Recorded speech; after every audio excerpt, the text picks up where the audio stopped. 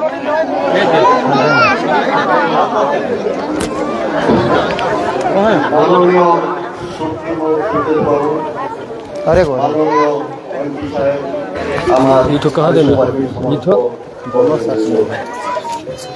সবাইকে বিজয়া শুভেচ্ছা এবং প্রণাম জানাই এবং এখানকার গ্রামবাসীদের বয়স্কদের আমি প্রণাম জানাই এবং ছোট ভাই বোনদের ভালোবাসা জানাই। আমি এর আগে আপনাদের গ্রামে এসেছিলাম, আপনাদের যারা জেলে গেছে তাদের প্রত্যেকের বাড়ি আমি গেছিলাম, কিন্তু আজকে আমাদের সুপ্রিমো সুদেশ বাবু এবং আমাদের মাননীয় এমপি এবং আমাদের আইসো পার্টির সমস্ত কর্মীবৃন্দ আপনাদের পাশে আছে, আপনাদের পাশে থাকবে, এই অঙ্গীকার আমরা করছি। এখন বিষয় হচ্ছে যে আমাদের একটা পূজা ভ্যাকেশন চলছে।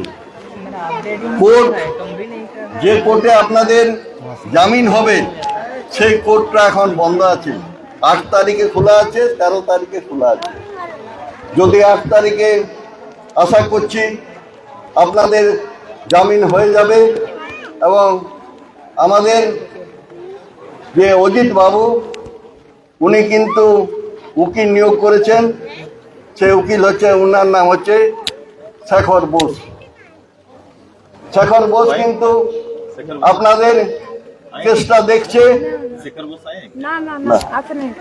শেখর বোস উনি কিন্তু আসল যেটা আমরা রাজনীতি করি তাতে কিন্তু উনি টিএমসি লোক, উনি টিএমসি সমর্থক এবং এজিপিও বটে, এই এডিশনাল পিপিও বটে। যাই হোক, আমাদের সমাজ থেকে উনাকে নিয়োগ করা হয়েছে, উনি দেখছেন, কিন্তু আমরা আপনাদের পাশে আছি।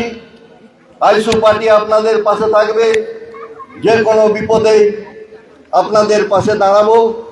আর একটা জিনিস, আপনাদের যদি ইতিমধ্যে যদি আবার কোনো পুলিশ আসে, যদি আপনাদেরকে কোনো হ্যারাসমেন্ট করে, আপনারা নিশ্চয় সুরেশবাবুকে, আমাদের পবনদাকে আপনারা জানাবেন, আমরা উপযুক্ত ব্যবস্থা নেব। আর একটা জিনিস আপনারা সব সময় খেয়াল রাখবেন, যদি পুলিশ আসে কারো ঘর দয়া করে ধরা দিবেন নাই, তারপরের দিনেই আপনারা কোর্টে যাবেন, আপনাদের আগাম জামিনের ব্যবস্থা আমি করে দেব। আমি আপনাদেরকে অঙ্গীকার করছি, আমি Purulia bar association general secretary, আমি বিনা পয়সায় আপনাদের কিন্তু এই কেস আমি দেখব এবং আমার যে সুপ্রিমো সুদেশ বাবু, ইনার যে চিন্তাধারা, ইনি যে মানুষের পাশে থাকেন, সেই আশা নিয়ে আপনারা চলুন। ভবিষ্যতে আপনাদের কোনো অসুবিধা হবে না, আমরা আইসো পার্টি আপনাদের পাশে থাকব এবং এই অঙ্গীকার করছি। এবং যদি কোনো অসুবিধা হয় তাৎক্ষণিক আপনারা পবনবাবু কিংবা আমাদের সুপ্রিমো সুদেশবাবুকে জানান, আমি কথা দিচ্ছি, আমি এসপিকে বলে আপনাদেরকে ছাড়িয়ে দেব। যাই হোক, আমি আর বেশি কিছু বলছি না। সত্যিকারের যা আমার মা বোনদের কাছে যেটা আমি জানতে পারলাম, তাতে পুলিশ যেভাবে অ্যারেস্ট করেছে এটা সত্যিকারের নিন্দনীয়। এইভাবে অ্যারেস্ট করা যায় না। আমরা আইন দেখছি যে কিভাবে ওনারা অনৈতিকভাবে আমাদের ঘরের ভাই বোনদের অ্যারেস্ট করেছে। আমরা কিন্তু পুলিশকেও ছাড়ে কথা বলবো না। ইনারা বাইরার পর আমরা কিন্তু পুলিশের নামও কেস করব, আমরা পুলিশকেও কিন্তু ছাড়ে কথা বলবো না।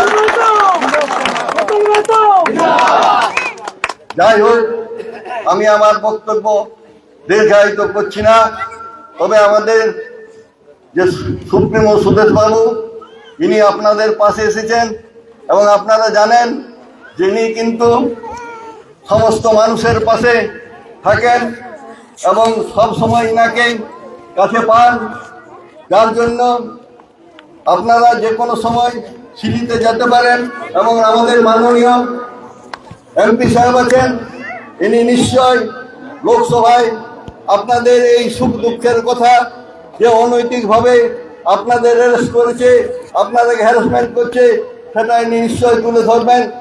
আর আমি বেশি কিছু বলছি না।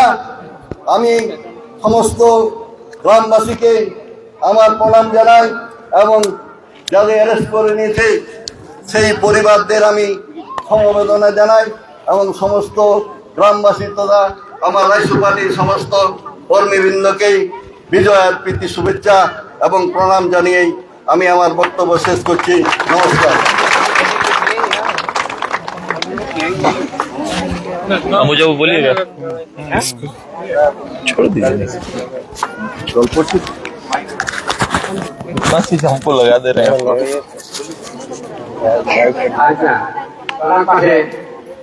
আমরা যখন আপনি বসে যাকে সুখে সুখে সবসময় পাবে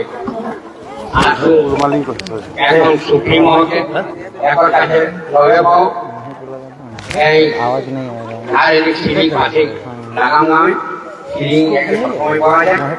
এরপর আমরা এক মুখ্যমন্ত্রী লয়েরা অনেক করে সুজার গল্প তারপর দিনে আমি সবার একদিন ঘোষণা धन्यवाद। आज हमारा गाँव हमारा कोटशिला